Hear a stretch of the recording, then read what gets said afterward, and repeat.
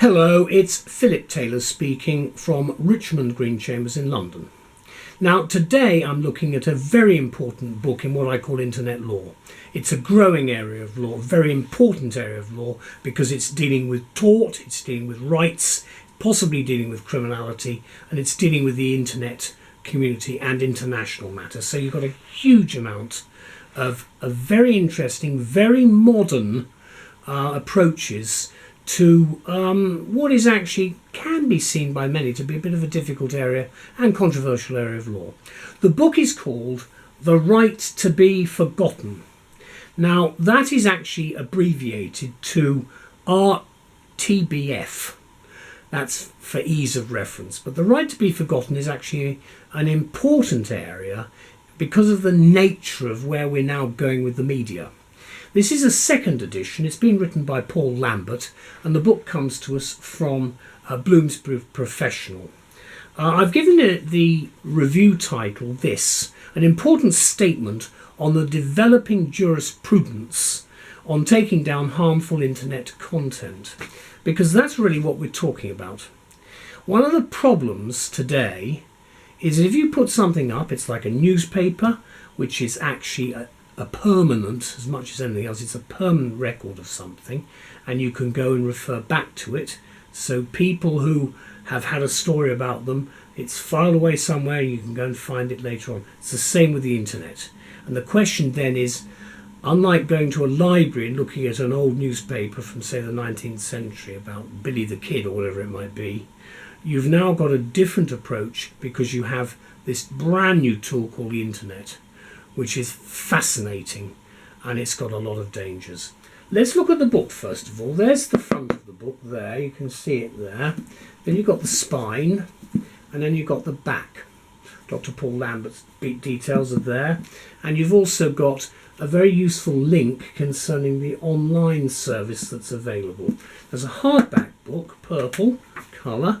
You see the index is by paragraph numbering, much to the house style actually that Bloomsbury have developed. And they mention all references are to paragraph numbers. See that, and you can see the various headings. It starts off the first word, abuse, which of course is the biggest worry for many people.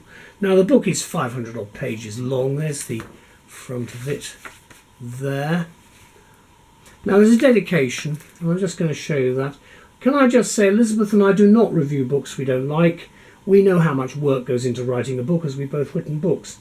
I've certainly written a number, and I don't think it's nice to slag off someone if you don't like the book. I just don't say anything about it.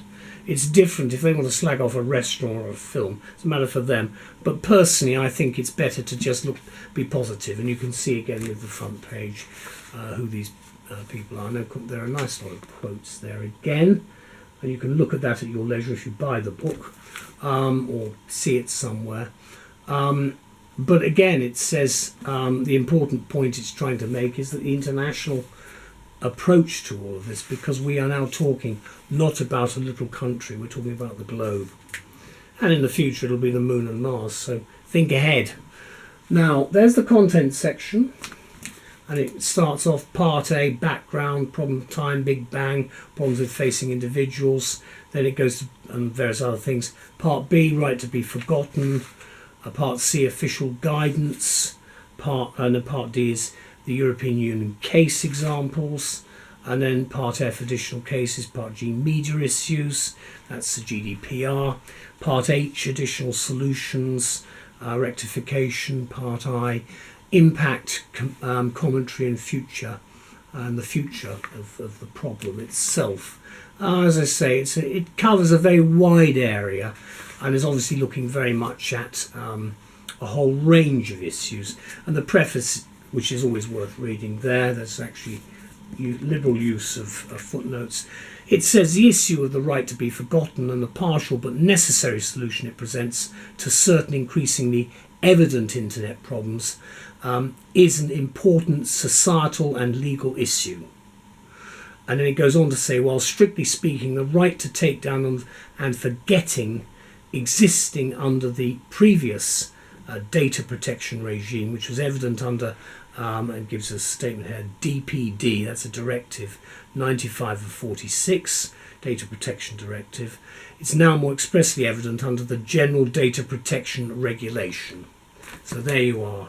And that piece of that regulation is pretty unpopular with some people and very popular with others. The preface itself is well worth reading. It goes into a lot of detail, and Dr. Lambert, Paul Lambert, wrote it in March 2022. I'm recording this in the early autumn of 2022. The book appeared, of course, in the late summer. You've got the table of statutes after the preface, then some EU materials and so forth. And then the table of cases. So it's the other way round. Normally you get the table of cases first, but it's the other way round this time round.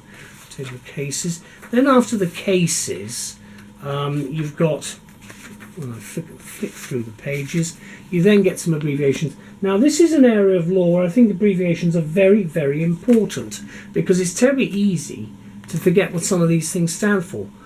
It's amazing how people come up to me and say, what does that mean? GDPR, what's that?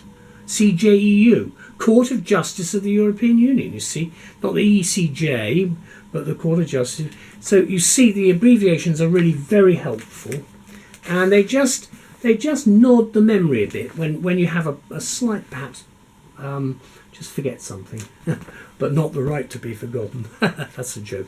Part A, background. So that sets out the problem of time. And that's the issue. Introduction. In the modern internet environment, it's inevitable that many people will want to have online and digital content containing information about them taken down. And so that is really what this book is about. And it runs all the way through. There's a lot of detail. Now, I'm not going to spend a lot of time on this review because I think we are going to be getting more of these editions appearing as time goes on. But let me say a little bit. I've taken the information from the main blurb of the book, but what I have said, that this is a very 21st century book from Bloomsbury Professional, which deals with a very 21st century issue of how internet content is handled. And as I've indicated, this is totally different really from the problems of an archive going back centuries with newspaper clippings or whatever else it might be. So you can see that the internet is a really, apart from the fact that everybody's really getting access to it on a global basis, it's got a tremendous number of dangers attached to it. And of course what we've got for the second edition is the editorship of Dr. Paul Lambert, who's an expert. Now this is, I think, really some quotes about where the book is going and what it's about, because the right to be forgotten is one of the most publicised, I'm suggesting, and controversial areas of the GDPR, the General Data Protection Regulation. So as I said, it had a profound effect on everybody. A lot of things that were going on in the past have been regularised. A lot of people resent it, they don't like regulation. A lot of people are very unhappy about being told what they can and can't do and so forth. So there are lots of rights and freedoms. So what I'm saying is the so-called right, which we have here, has received massive worldwide publicity following judicial and legal developments throughout Europe. And individual data regulators that exist have increased the powers and the importance in dealing with the right to be forgotten. And these rights are for individuals, and it's very, very important that, probably more important than ever, for them to be able to be up to date. Because I can remember when I first read law 50 years ago, I remember Street on, it was actually part of tort at that time, but it was really about the rights of the citizen. And I'm thinking 50 years on from that, that's where we've got to with this totally different approach to the processes, because the new second edition by Paul Lambert has been fully updated from the first edition, and it includes a description of the increasing importance of the role of the right to be forgotten in relation to media content, that is to say newspapers and television media in particular. You've also got, of course, issues concerning social media as well, but I think probably both television and newspapers are the main concern. And let me just summarise by saying the book also covers the evolving jurisprudence in this area in terms of the right to be forgotten generally in its aspects, and that especially refers to a consideration of the increased understanding of the general data protection regulation as far as the right to be forgotten is concerned, and of course landmark decisions like Google Spain right to be forgotten litigation, the recent Google France case, and reviews of the potential for group actions, class actions and litigation funding, all in relation to the right to be forgotten issues. And of course a lot of this stuff, I would suggest, is a little bit alien to the basic concepts, if you like, of many centuries of the common law, because clearly what we are looking about with things like group actions, class actions and so forth, is to try to deal on a global scale with the problems of some of these huge, what are called tech giants, and the power that they've actually got. And how do you make them both accountable and how do you enforce it? Now, this story will run and run, and I have to say I don't know where it will go, but I do believe that going back to Street on the role of the rule of law and the citizen all those years ago, and concepts of things like civil wrongs, we are looking at the moment at the beginning of I think a very substantial development, because it should be right, should it not, that you should have the right to have something that was said in the past forgotten. The question is, how do you do it? Because you can't do that with a newspaper, which is in an archive somewhere, but you can possibly do that with the internet. And of course it would be lovely to say that you could bring some common sense into this, but unfortunately that's not the way it's going to work.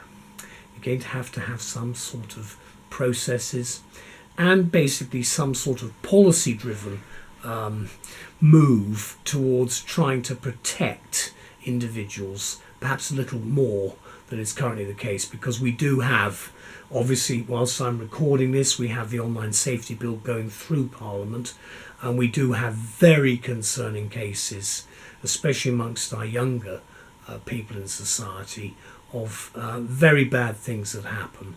And so I think the right to be forgotten is something we should take it much more seriously. A very big thank you to Paul Lambert.